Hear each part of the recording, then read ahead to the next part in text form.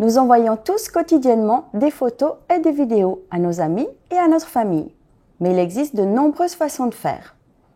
Une des façons de faire est le MMS, qui fonctionne un peu comme le SMS, mais qui permet d'insérer plus de données, comme par exemple un texte plus long ou une image.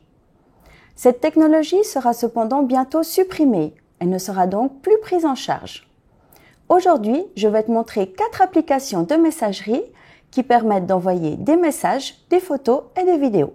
Il est important de savoir que toutes ces applications de messagerie te permettent d'envoyer des messages et des fichiers à tes contacts, de participer à des groupes de discussion ainsi que d'en créer.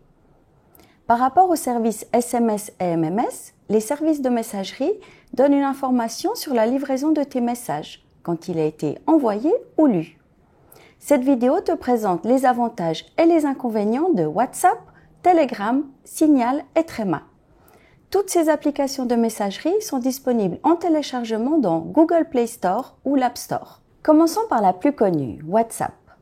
Le gros avantage réside dans le fait que la plupart des gens y ont un compte et y sont actifs. Près de 2 milliards de personnes utilisent WhatsApp.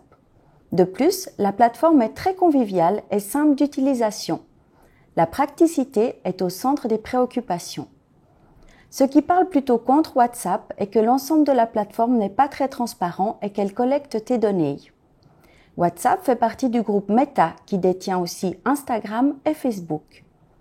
L'application crée un profil précis de toi et sait ainsi quels sont tes centres d'intérêt.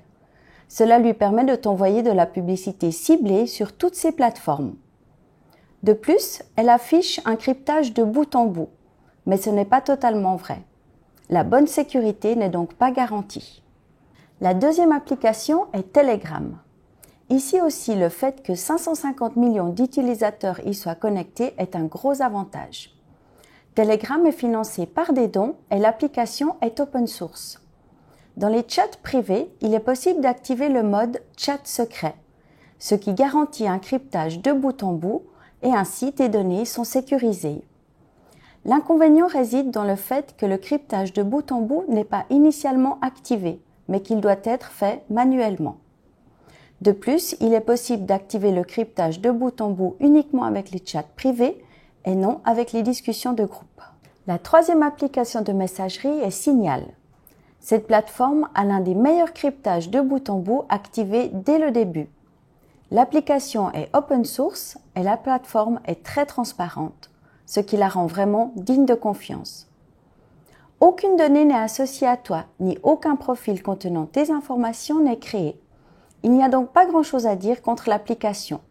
Les deux seuls points résident dans le fait que les serveurs de l'entreprise sont basés aux États-Unis et ainsi les autorités américaines pourraient avoir accès aux données de Signal. On peut découvrir que tu utilises Signal.